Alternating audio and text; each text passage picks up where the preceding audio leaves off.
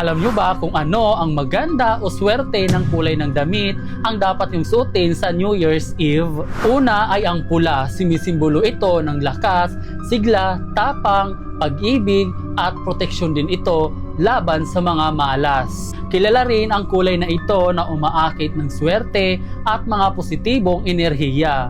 Ang pangalawa naman, yellow or gold. Sumisimbolo ito ng kayamanan, kasaganahan, tagumpay at magandang oportunidad. Pinaniniwalaan din ito na humihila ng swerte sa negosyo at pera sa darating na taon. Ang pangatlo naman ay ang kulay green. Sumisimbolo ito ng paglago, mabuting kalusugan, bagong simula at tuloy-tuloy na pag-unlad. May kaugnay din ito na swerte sa kabuhayan at balanse sa buhay. At yan ang mga maswerteng kulay ng damit na pwede niyong suotin sa New Year's.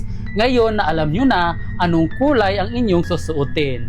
Ako pula. Kayo ano? Siyempre huwag kayong umasa sa mga pampaswerte. Ang kailangan nyong gawin, magsipag, magdasal para i-bless kayo ni Lord. Happy New Year everyone!